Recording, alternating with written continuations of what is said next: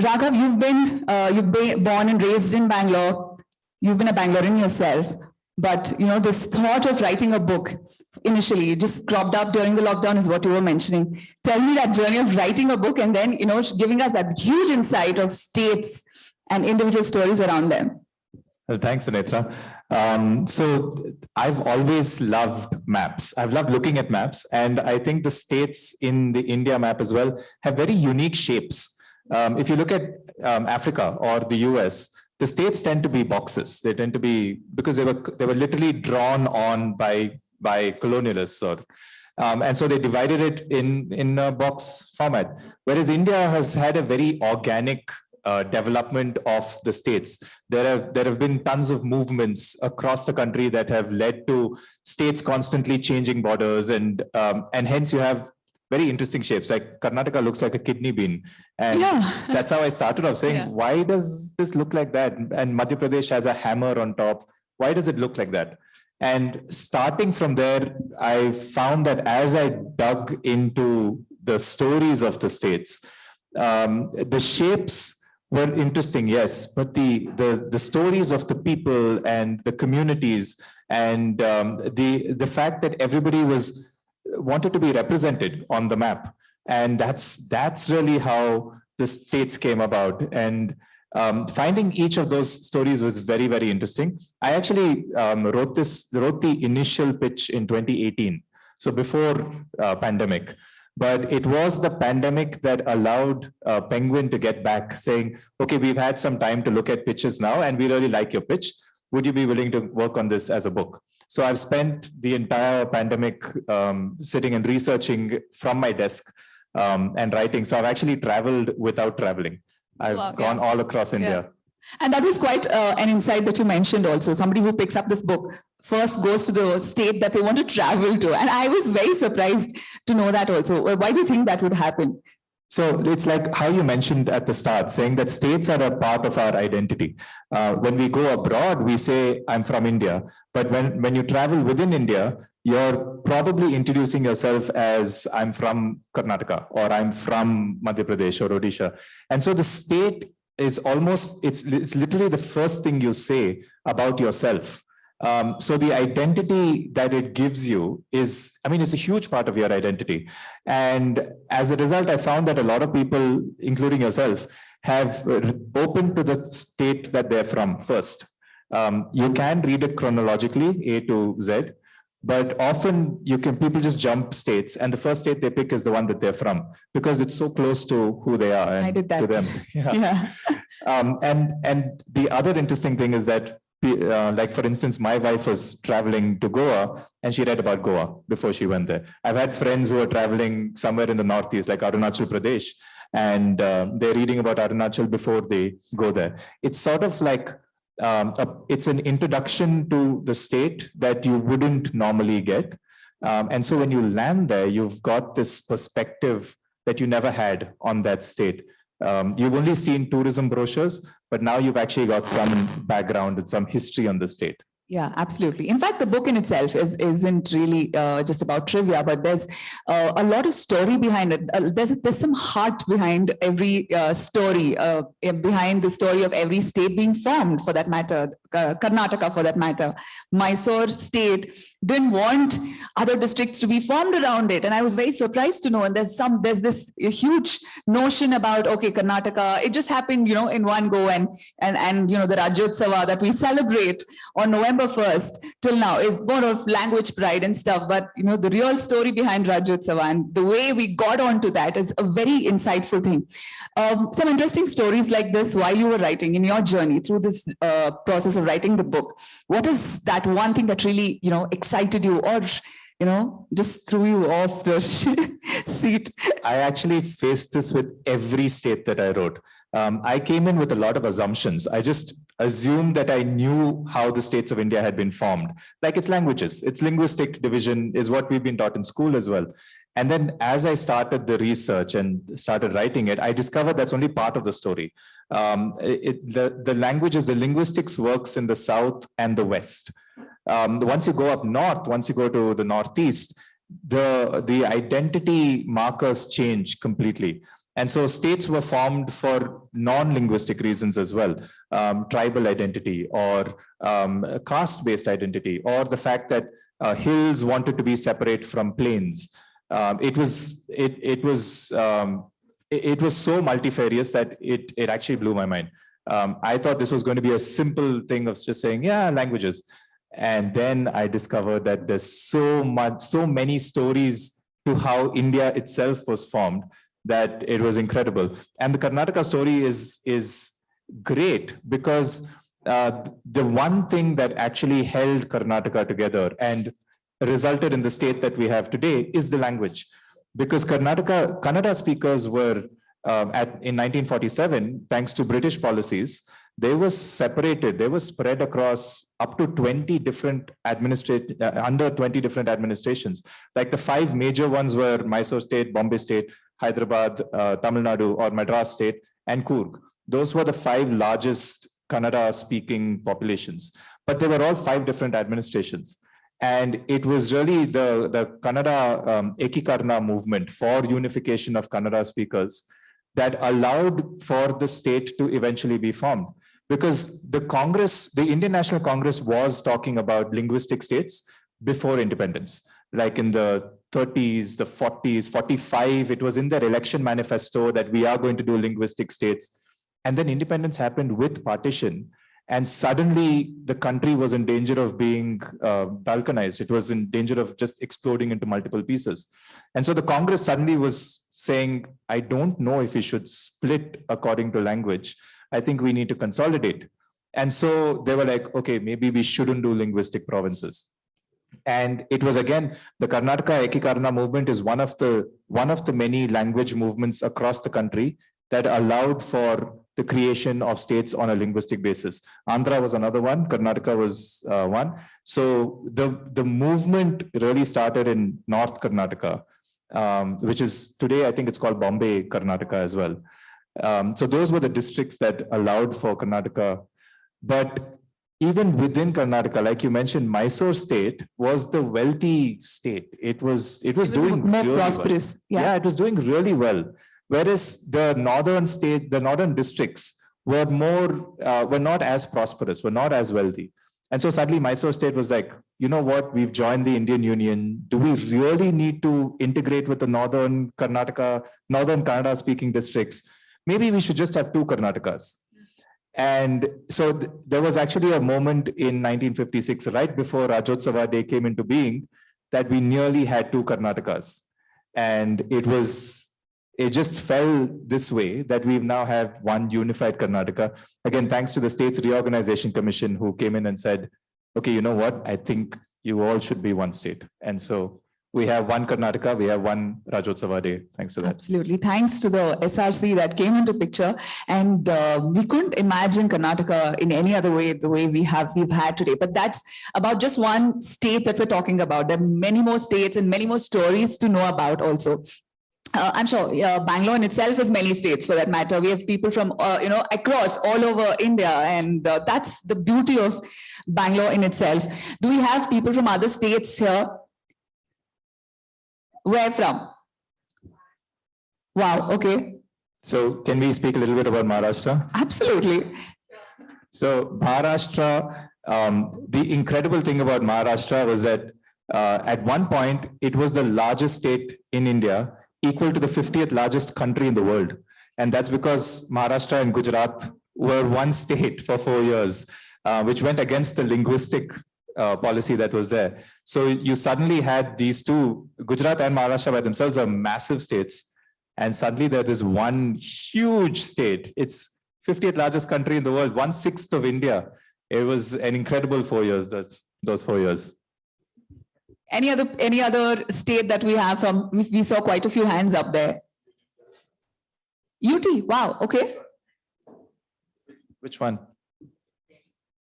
Oh, Delhi's journey is really interesting because it's the capital of the country, and yet it's its own union territory as well. So the union government is constantly experimenting with what to do with Delhi. So Delhi's status has constantly changed. It used to be a Part C state, then it became a union territory. It had a chief minister, then it didn't have a chief minister. It was governed by the municipal corporation, and then a chief minister came back. And the union government actually studied governance models from the US, from France, to see how they do with Washington, DC and with Paris. And that's why I'm saying they're constantly experimenting to figure out what is the best model, and they're constantly evolving. Delhi's story is unlike anything else in the country. It's a very interesting union territory story by itself. Do we have anyone from UP here?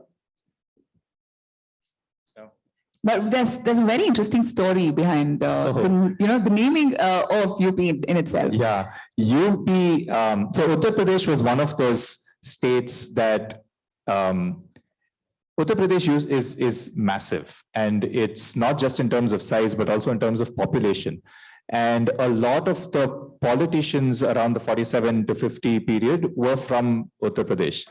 And so the linguistic policy that was followed across the rest of the country wasn't quite followed in Uttar Pradesh. And that's because of political power. The UP has political power. And in fact, that debate is going on even today, where they're now trying to, so currently we use the 1971 census as the benchmark for a lot of policies and like financial assistance from the union government to the state's government. And they're going to change that, or they're talking about changing that to the 2021 census, which gives UP a massive advantage because of population. And so the rest of the country is worried about how much power UP will have in national politics today. But the rest of the country was worried about how much power UP would have in politics in 1947 as well. The same story has been going on for 75 years. And that's one of the fascinating things that I found while researching this book, is how contemporary a lot of the issues or a lot of the debates were. In 1947, UP at that time was called United Provinces, and they had to come up with a suitable Indian name, which was not British. And some of the choices, some of the options that were presented to the Constituent Assembly, because this had to go into the Constitution, the Constituent Assembly, they were phenomenal. There was Ram Krishna Prant was one of the options. Hindustan, Aryavarta. These were names put forward. Aryavarta was actually the top choice. And G.B. Pant, who was the Home Minister at that time and was the Premier of UP, took Aryavarta to the Constituent Assembly and said, this is our choice. We want our region to be called Aryavarta.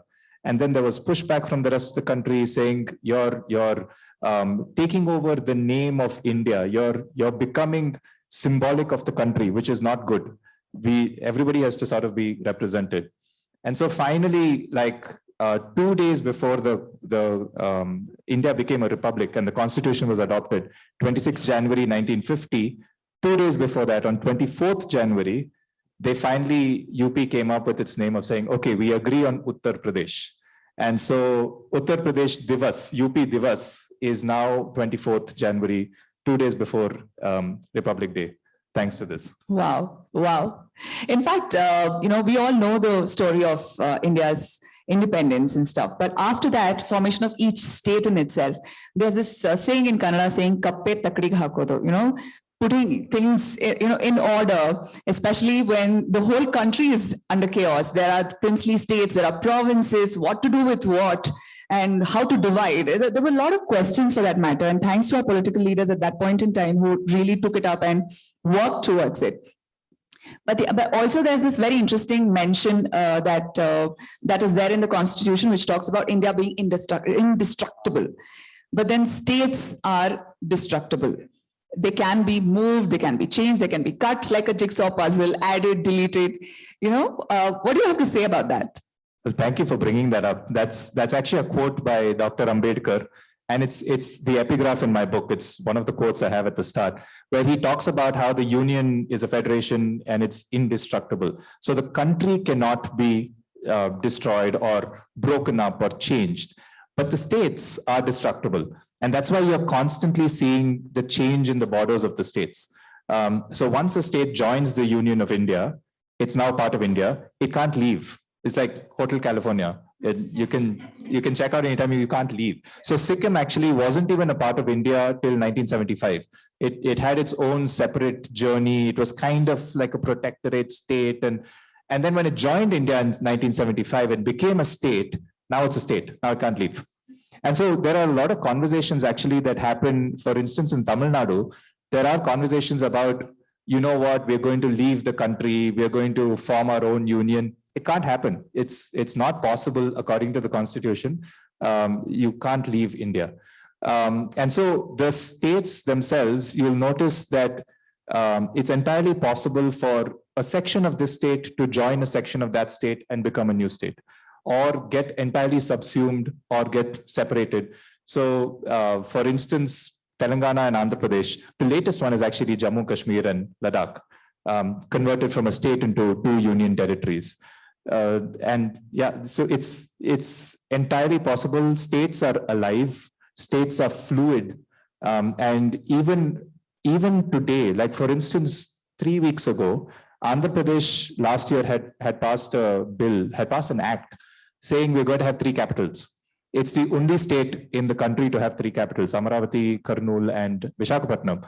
And then there was high court orders, there was a stay, there was protests. And in November, the chief minister, the assembly has passed a bill saying, okay, we're going to take that back.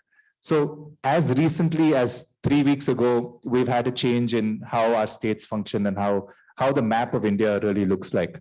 So yeah, it's incredibly fluid. It's amazing. Wow. Well, we're listening to a lot of stories and very interesting trivia around this. I'm sure you've something very interesting or planned also for this session right now, going by the trivia that we have. Can we just quickly have a nice questionnaire, some quiz, some question that probably the audience also can attempt and answer around states? Do we have time? Should we do audience questions first? Yeah. I've got a little, basically what she's saying is I've got a little quiz for all of you. It's a short quiz. It's a fun quiz. There's no prizes except for like internal satisfaction or brownie points. But yeah, so I'm going to do the quiz after that. I just want to check if there are any audience questions first. I'm happy to take them. First is just an observation, then a question. For observation is, recently I've been looking at different kinds of maps of India. And we've spoken about linguistic maps. Maybe there could be a religious map in certain areas that kind of delineates these states. But if you see, probably in the early 2000s, we had split of 3 states, Uttar Pradesh, Madhya Pradesh, and Bihar. And then I started looking into what is called as the soil map of India. So, and with these 3 states, it's super clear. With the rest of the states, it's kind of, there is overlaps. And it's very clear that when the states were divided, there's some economic basis to it. And the soil map of India almost has a perfect overlap between the states I mentioned: Uttar Pradesh, Uttarakhand, Madhya Pradesh, and Chhattisgarh, and Bihar and Jharkhand. Yeah. And of course, with Uttarakhand, it's even more clear because it's as you said, it's mountainous, and then there's a tribal basis. Yeah. There's something else as well. And that is very interesting. Second thing is, the second observation I had was with respect to how Netra was mentioning about linguistic diversity, right? Karnataka is linguistically very, very rich. Although there's one, prevailing language, it's linguistically very rich. And even those who don't have the mother tongue of Kannada, those who speak Tulu or Konkani or Bihari or Kodagu or Sanketi or even Badaga, who all exist in this place, somehow feel proud about being a part of Karnataka. So I think what we need to appreciate is the linguistic diversity, yet subsuming into a whole, even as a state. And that's something that I found interesting. And that's also a mini India, right? Wherein your identity as a Kannadiga or as a Tamil or as a Telugu is inseparable from your identity as an Indian as well. So it's like it coexists, right? So the question part of my shtick here is to do with whether is there a possibility of union territories actually becoming states. There is an example of Delhi, but of course it's still figuring out with a lieutenant governor and an MLA as well. But we were hardly 2 days ago, we were in the Andaman Islands. I shouldn't say Nicobar because you're not allowed to go there, but essentially in the ANN Islands.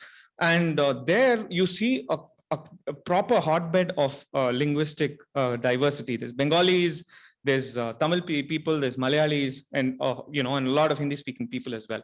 Is there a possibility that a sufficiently large union territory would become a state in the future? Okay, great questions, because I counted 3 of them there. So I'll start with the last one.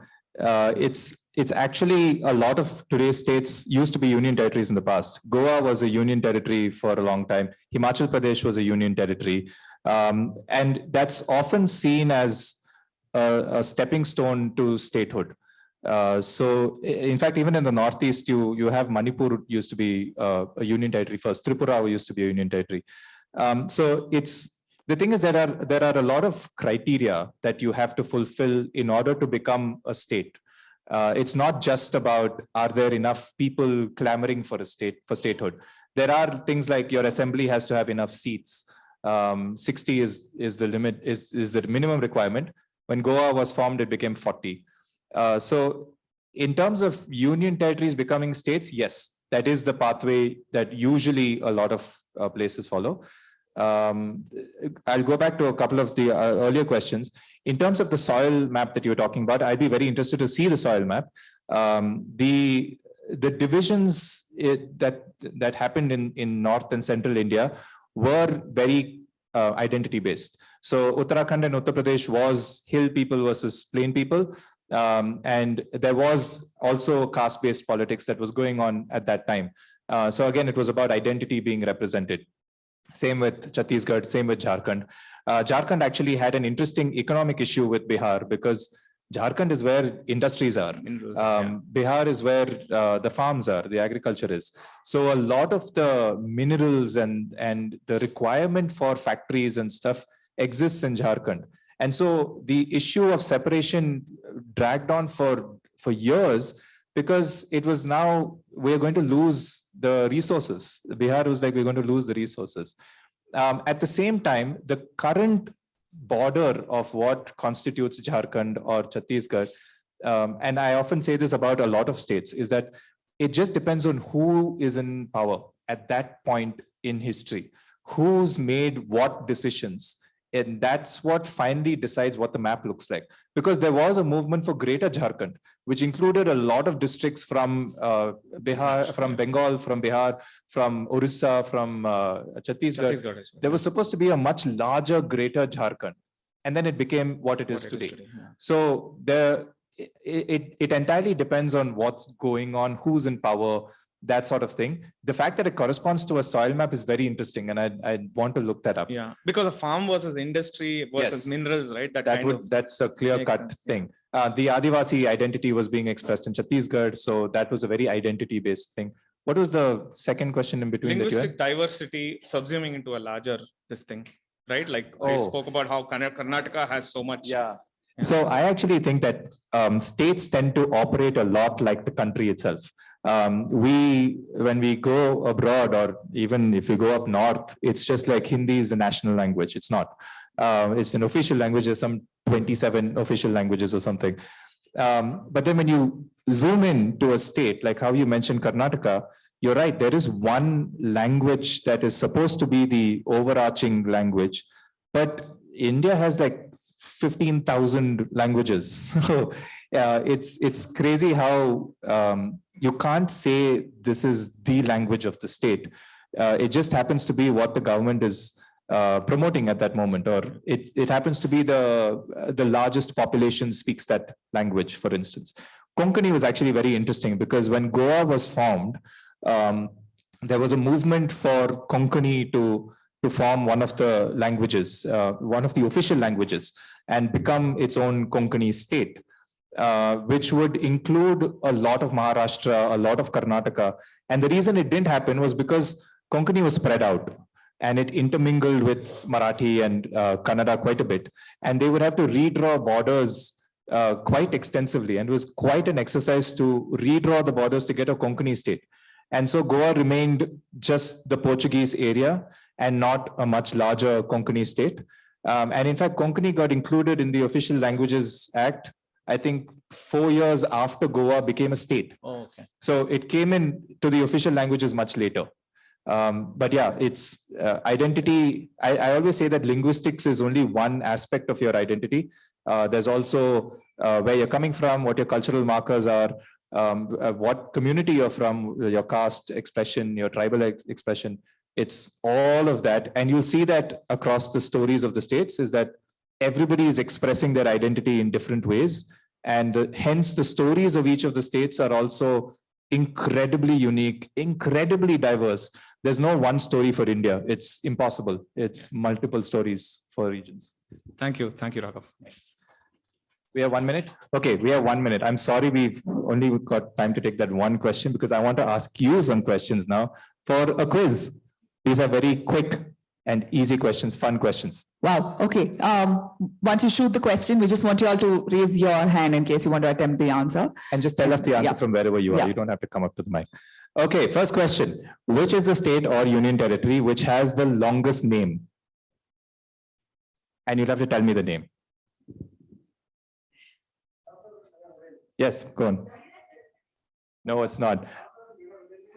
That's only half the name because Dadra and Nagar Haveli then got merged with Daman and Diu. So now it's called Dadra and Nagar Haveli and Daman and Diu. That's the longest name.